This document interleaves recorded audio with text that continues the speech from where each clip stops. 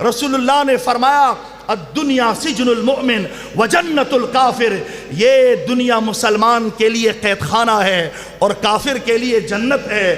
کافر کو مت دیکھو کہ کافر تو مزے میں ہے اور وہ نماز بھی نہیں پڑھتا، بے حیائی بھی کرتا ہے، فحاشی اور عریانی کا ارتکاب بھی کرتا ہے، سود کا کاروبار بھی کرتا ہے، حرام بھی کھاتا ہے، ظلم بھی کرتا ہے، پھر بھی مزوں میں ہے۔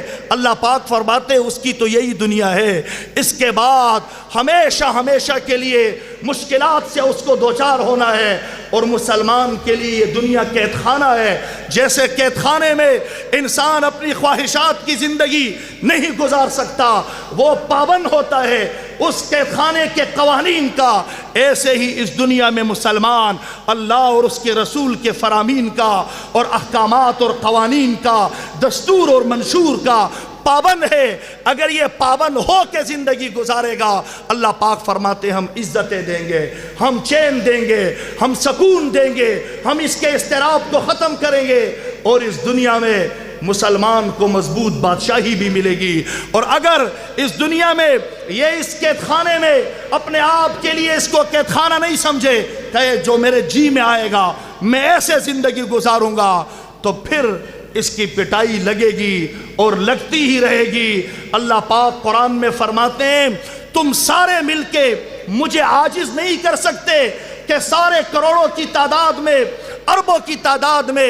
میری نافرمانی کرنے لگ جاؤ، تو کہو اتنے سارے لوگ اللہ کی نافرمانی کر رہے ہیں، اللہ پاک کس کس کو جہنم میں ڈالے گا؟ نعوذ باللہ من ذالک۔ قرآن میں جہنم کے لیے آپ اللہ جل جلالہ کا جہنم کے بارے میں اللہ نے جو بتایا ہے وہ آپ سنیں تو حیران ہو جائیں گے۔ جنت کے بارے میں اللہ نے یہ نہیں کہا کہ میں اس کو ضرور بھروں گا، لیکن جہنم کے بارے میں فرمایا ہے کہ اس میں ڈالے جائیں گے، اور اللہ پاک پھر جہنم سے پوچھے گا کہ کیا تیرے اندر کوئی جگہ ہے اور یا تیرا پیٹ بھر چکا ہے؟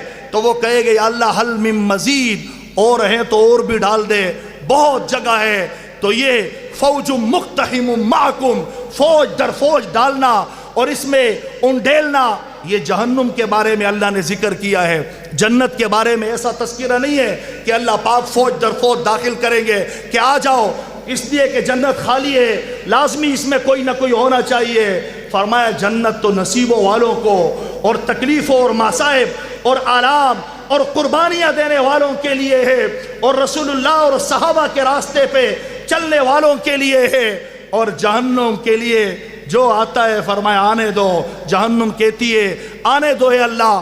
آخر میں جب جہنم کا پیٹ نہیں بھرے گا تو روایت میں آتا ہے کہ اللہ پاک کی شان، اللہ اپنی شان کے مطابق اپنا مبارک پیر اس پہ رکھیں گے تو جہنم کا پیٹ بھر جائے گا، اور وہ کہے گا کہ بس اب تو۔ اس لیے اس بات کی فکر کریں کہ ہم کروڑوں کی تعداد میں اگر داڑیاں منڈا رہے ہیں تو اللہ پاک کا ہم کیا بگاڑ لیں گے؟ کروڑوں کی تعداد میں اگر عورتیں بازاروں میں نکل آئی ہیں، فحاشیاں اور عریانیاں ہو رہی ہیں، نوجوان ناچ رہا ہے، تو اللہ کا تھوڑی کچھ بگڑ سکتا ہے؟ ایک جھٹکا لگے گا اور سب برابر ہو جائے گا۔ اس لیے اللہ خبردار کرتے ہیں، رسول اللہ اپنی مبارک احادیث میں خبردار کرتے ہیں کہ قرب قیامت کے وقت جھٹکے لگیں گے اور لوگ زمین کے اندر دھسیں گے۔ اگر اپنے آپ کو اس سے بچانا ہے تو رسول اللہ کی سنتوں کو مضبوطی سے تھامو، اور خصوصاً بے حیائی اور فحاشی سے اور حرام خوری سے اجتناب برتو۔